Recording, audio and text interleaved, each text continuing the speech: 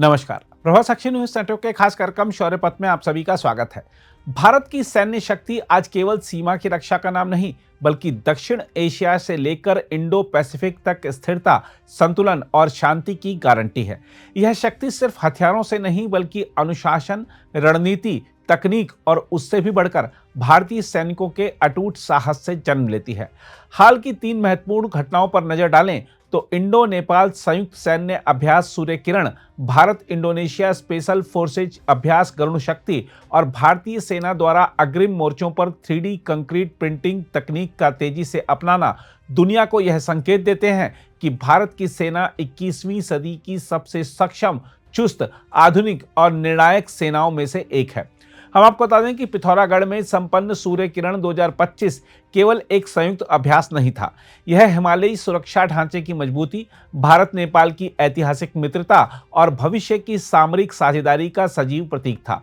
दोनों देशों के डीजीएमओ द्वारा संयुक्त रूप से वैलिडेशन एक्सरसाइज का निरीक्षण यह दर्शाता है कि दो सेनाएं केवल सीमाएं साझा नहीं करती, बल्कि रणनीतिक दृष्टिकोण और परिचालन क्षमता भी साझा करती हैं। ड्रोन, एआई सक्षम निगरानी, सुरक्षित संचार और पहाड़ी इलाकों में एयर इंसर्शन जैसी क्षमताएं दिखाकर दोनों सेनाओं ने एक स्पष्ट संदेश दिया कि अगर आतंक का कोई साया हिमालय की ढलानों में पांव रखने की भूल करेगा तो हमारा जवाब तेज, संगठित और निर्णायक होगा। इसी तरह गरुण शक्ति 2025 में भारतीय और इंडोनेशियाई विशेष बलों का तालमेल भारत की बढ़ती इंडो पैसिफिक भूमिका का प्रमाण है।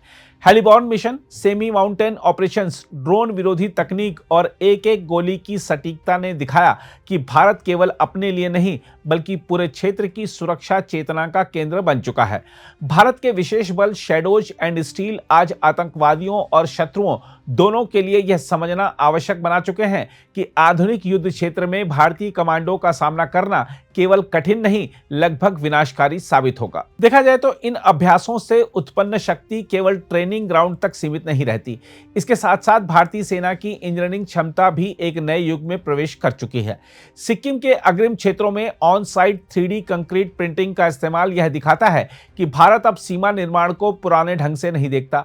यह तकनीक कुछ ही घंटों में बंकर, चौकियां और रक्षा संरचनाएं खड़ी कर सकती है, वह भी ऊंचाई, बर्फ और कठिन भूभाग के बीच।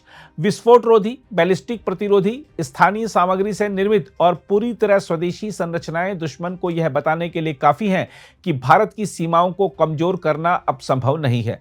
वहीं सैन्य ढांचे की मजबूती को आगे बढ़ाते हुए रूस और भारत के बीच रक्षा उपकरणों और स्पेयर पार्ट्स को भारत में ही बनाने की सहमति एक निर्णायक बदलाव है।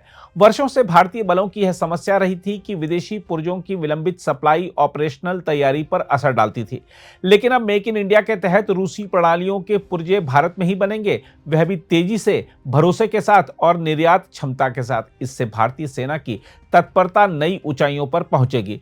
इन तमाम घटनाक्रमों का सार यही है कि भारतीय सेना एक ऐसे निर्णायक युग में प्रवेश कर चुकी है जहां तकनीक, प्रशिक्षण, सामरिक साझेदारी और स्वदेशीकरण मिलकर भारत की सुरक्षा नीति को अभेद्य बनाते हैं।